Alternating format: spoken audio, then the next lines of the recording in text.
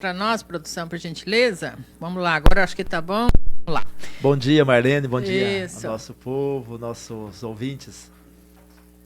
Vamos lá. Padre Valdivino, dia de Corpus Christi. O padre já teve missa, já celebrou missa hoje, procissão. Como é que foi lá na paróquia Santa Luzia para começar? Então, começamos hoje o dia 3h30 da manhã, o povo preparando os tapetes nas ruas. E 7 horas foi a missa. Então, tivemos a missa e logo após a procissão com o Santíssimo Sacramento. Uma procissão muito linda, a missa também muito linda. O povo participando, assim, uma intensidade. E fiquei muito feliz com o que celebramos hoje. E nos encheu de muita esperança, Marlene, ver o nosso povo celebrando e vivenciando a fé. Que bom. As ruas estiveram coloridas hoje. Como é que funciona aqui, pelo menos na região central da paróquia São Pedro? Na sua paróquia Santa Luzia, como é que funciona? Também. É na rua? Na rua também. Fizemos na igreja, né, do altar, ali no corredor principal. Fizemos um tapete também, onde o Cristo passou. Um tapete com produtos de alimentos para doar para as famílias. Maravilha. Então, também um tapete solidário. Que viram cestas básicas Cestas depois? Básicas, isso. Que legal. E passamos por ali e percorremos as ruas ali nossa com os tapetes também, com pó de serra, areia e também alguns alimentos também. O que significam esses tapetes, padre? O significado desse dia para os católicos? Então, os tapetes, Marlene, lembra ali quando nós celebramos a entrada de Cristo em Jerusalém, no domingo de Ramos, quando o povo jogou mantos e também folhas para Cristo passar, mostrando a realeza de Cristo. Então o tapete lembra também que quem vai passar nele é alguém especial, é um rei, né? Nosso rei Jesus, o Senhor da nossa história, o Senhor da nossa vida. Então o tapete, essa dignidade de Cristo, né, que vai passar sobre o tapete. Muito bem. E as pessoas participando disso, porque de repente poderia ser a igreja que faria, enfim, mas é a comunidade que prepara. Comunidade, E isso para nós é muito significativo. Eu até falava isso na hora da missa, né, agradecendo as pessoas, porque toda celebração ela tem uma implicância social e tem a participação das pessoas. Então eu estava olhando ali quantas pessoas jovens, até crianças, estiveram lá com os pais de madrugada, 3h30, confeccionando os tapetes. Eu fiquei falando, olha, meu Deus. Mas antes também, durante a semana, já estavam fazendo as maquetes, né? Para poder adiantando, preparando ali tudo. Então, o envolvimento do nosso povo. Então, a igreja ela é feita do nosso povo. E sem o povo, a gente não tem liturgia.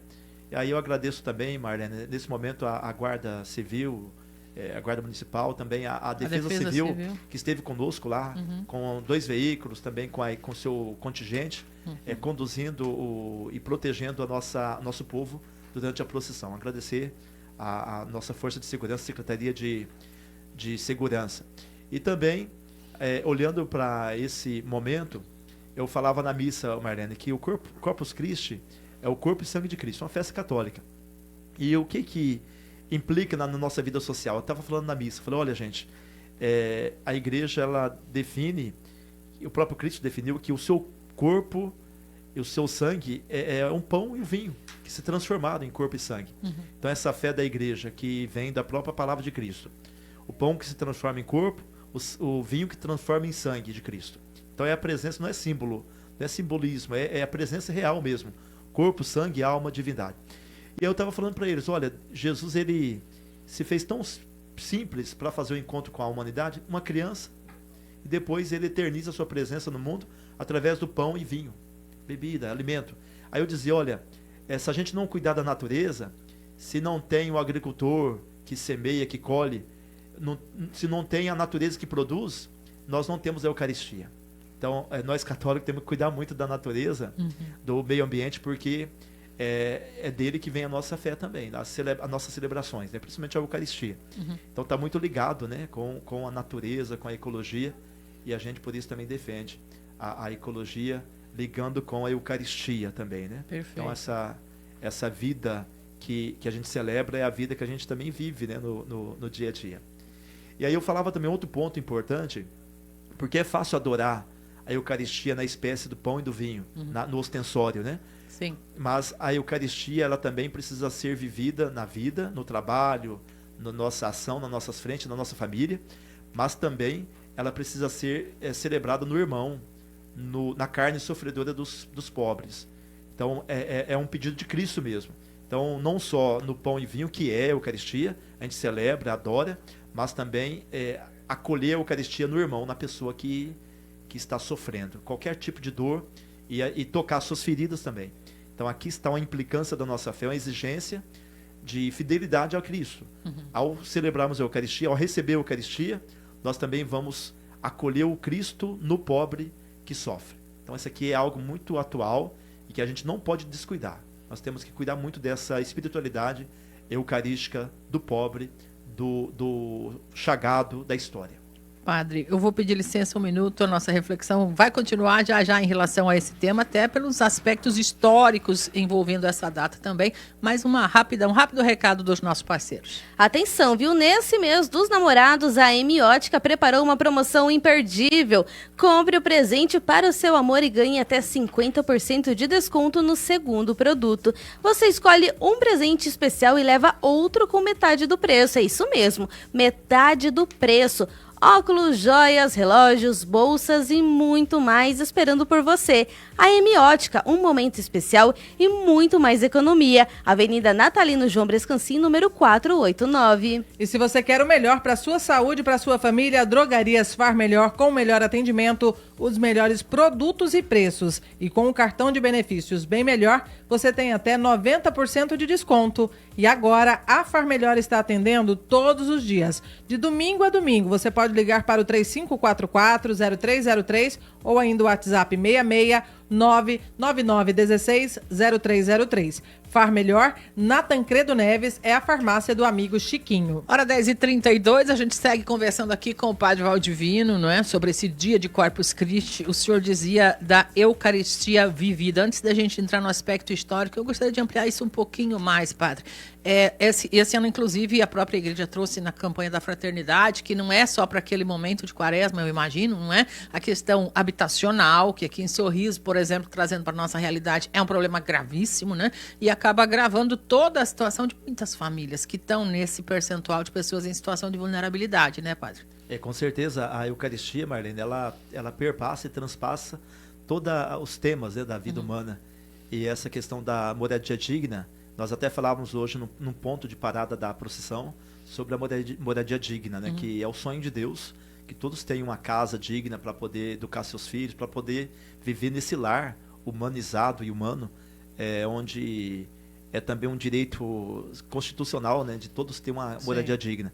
Então a igreja, ela, como nós celebramos a Eucaristia, também a gente pede de nós esse compromisso de cuidar das famílias que estão sem teto, pessoas que estão morando mal também, muitas pessoas que moram mal, e podemos fazer algo nesse sentido prático para ajudar essas famílias. Muito bem. Esse ano é um ano importante nesse sentido também. A gente nunca pode fugir, não podemos correr dos temas, né, Padre? Por mais que às vezes a gente seja até criticado por misturar assuntos, alguns dizem que é desta maneira, é um ano de eleições aqui no Brasil. Nesse meio ainda a gente tem uma Copa do Mundo pela frente que acaba trazendo euforia e é natural, né? O povo gosta do esporte é bom, é importante também, mas é um momento de reflexão, eu diria que acima de tudo, porque nós vamos novamente preparar os próximos 4 anos de representatividade em lugares, eu diria, em instâncias, que é do Estado e do Federal, da Federação, que nos representam de uma forma muito pesada. A gente vai viver sob a lei que essas pessoas que nós vamos escolher agora vão criar, né? Então tem que pensar a respeito. Com certeza. E eu sempre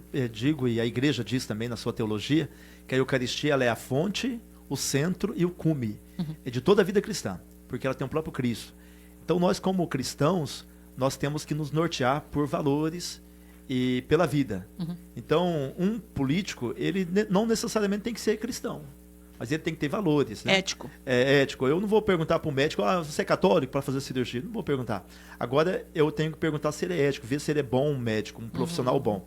E um político também, a gente precisa ver pessoas que sejam boas, né? Sejam boas, sejam preparadas, porque às vezes tem pessoa que é boa demais, só que ela não tem um preparo para entender um orçamento. Sim. Ela não sabe ler para fazer Então, como que ela vai exercer a sua função política? Então, temos que ter pessoas preparadas também para desempenhar. Então, temos que cuidar muito na escolha dos nossos eleitos, nossos candidatos, para que ele possa, de fato, ter condição de nos representar.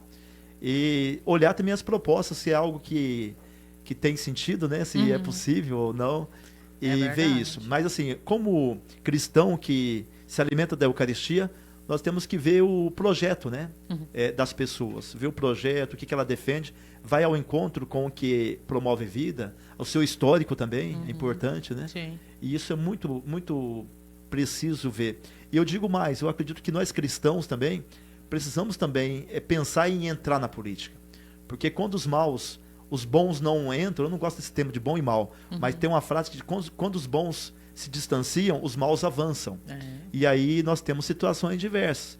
E trabalhador pensar no trabalhador, nós temos que ver todo quem nos representa. Perfeito. Quem nos representa, quem está defendendo a vida, quem não está defendendo a vida, quem tem uma ética na sua prática cotidiana também. Porque às vezes tem um empresário que ele é mau empresário, ele faliu até a empresa dele, ele quer ser político. Talvez resgatar o seu patrimônio, Temos né, que cuidar com padre? isso também, Precisamos né? ficar inteligentes, Pensar, né? Usar a nossa inteligência que o Criador nos deu também para usar, né, padre? Sim. Às vezes a pessoa é um mau pai de família, mau esposo. Aí ele vai ser político, cuidar da população. Fazer um discurso. Tem que cuidar não é? muito disso. Tem que Verdade. cuidar nas nossas escolhas, tem que ter Critério. critério. E eu sempre digo assim, ó, voto não tem preço, tem consequência. Então quem vende voto também, um católico, um cristão de evangelho, não pode vender voto também. Quem celebra a Pelo amor de Eucaristia Deus, né? não pode vender voto, porque a Eucaristia ela não é algo descolado da vida, deslocado da vida. Ela exige de nós uma coerência, né? Uma postura Atitude ética ética também. Então vender Perfeito. voto é crime. Então se eu sou cristão que recebo a Eucaristia, eu vendo voto, eu estou traindo aquela Eucaristia que eu estou comungando também. Às vezes- As implicâncias na vida, né? Da Eucaristia. É verdade. Às vezes eu brinco aqui mesmo que o ser humano não esteja vendo, o mundo não vê, mas o Criador vê, né, pai? Ele vê. E aí a consequência vem, como o senhor disse, tem consequência. A consequência começa na criação de uma lei que depois a gente não vai gostar, talvez. Agora, tem muito mais, além disso, da responsabilidade de cada cristão, cidadão, enfim. E com certeza. E outra coisa, o cristão tem uma música que diz assim, comungar é tornar-se um perigo. Por quê? Nós não comungamos um pão, nós comungamos o próprio Cristo. Então, quando eu comungo Cristo, eu comungo seu projeto, o reino de Deus, o seu amor, mas também a indignação dele com o mal. Cristo, a gente se indignou com as coisas erradas. Então, nós também temos que indignar. Nós não podemos concordar, não, ele rouba, mas faz, não sei o quê. Não, a gente tem que ficar indignado com o que é mal. Dói no meu coração ver pessoas passando necessidade e eu ver corrupção do outro lado. Mal Verdade. gasto com o dinheiro público, né? Então, Perfeito. isso precisa nos indignar. indignar. A Eucaristia, o Cristo que a gente professa a fé nele, ele não é um Cristo que está fora da realidade. Ele Só tá no meio dentro de do nós. livro, né? Ou dentro Sim. da igreja, lá do prédio da igreja, vamos colocar Com dessa certeza. forma, né, pai? Ele está Está muito conosco. além. E ele nos anima, nos fortalece, nos alimenta, né? Cristo também é alimento para a gente poder nos posicionar diante da história, né? Perfeito. Eu penso assim, eu sempre digo que hoje mesmo no Evangelho de Jesus falando, eu sou o pão vivo para a vida do mundo. E quem comer deste pão viverá para sempre. Então a Eucaristia, essa comunhão com Cristo, mas também a comunhão com o irmão. Então nós temos que ter uma comunhão, viver uma comunhão com a criação, a natureza, esse cuidado com o outro, né? E olhando para a igreja está a serviço da humanidade. A política também, a política está a serviço. A igreja fala, né, tem um papa que falava que a política é a forma mais elevada de praticar caridade. Aí como que eu vou entrar na política com interesse? Eu não consigo fechar a conta. Às vezes um político ele vai ganhar, aqui em Sorriso o prefeito ganha 35 mil reais. Dá 1.800.000 em 4 anos. Como que a gente consegue um patrimônio, às vezes sai com um patrimônio muito maior do que tinha antes, né? Então tem que cuidar muito com isso. O presidente da República ganha 40 mil. Como que vai ter um patrimônio altíssimo, né? Então esses temas todos. Um vereador também ganha 21 mil. Como que ele vai ter um patrimônio se ele não tinha? Tem Quando que ele parar entrou, de fingir que a gente não viu, não né, viu, padre? né? Então nós temos que nos indignar. Eu lembro uma vez, eu perguntei uma situação para um político, né? Não vou falar o nome. Como que acontece? Não, padre, a gente ganha comissão. Falei, corrupção. Com certeza. Presente, a corrupção. Comissão do dinheiro público, do caixa da público emenda, né? comum, da emenda? Da emenda, Pelo então, amor de Deus. E ainda fala que está fazendo errado, confessa que está fazendo e acha que está certo. E aí nós católicos, a gente celebra a Eucaristia Ai, e aí está loucura. apoiando esses homens e mulheres que às vezes fazem Infelizmente. essas coisas. Então a gente precisa parar de nos concordar com as coisas e poder colocar o dedo na ferida, né? E sonhar com uma política servidora mesmo, de fato. Justa, Eu correta sonho, pra eu todos. sonho ainda que vamos ter gente que vai entrar pobre e sair mais ou menos, não sair rico, né? Mas com valor equivalente do que ele ao recebeu. que foi possível fazer o justo e corretamente. Não Justo e ter corretamente. privilégio nem favorecimento para ninguém. Perfeito. Você queria falar, Miliano? Tá na espera aí, nós já Não, estamos quase não, que encerrando o só tema. complementar Cupar. mesmo, né? Às vezes as pessoas criticam quando não só um padre ou qualquer outro líder religioso se posiciona com relação a algumas situações políticas, não só do município, do estado, do Brasil,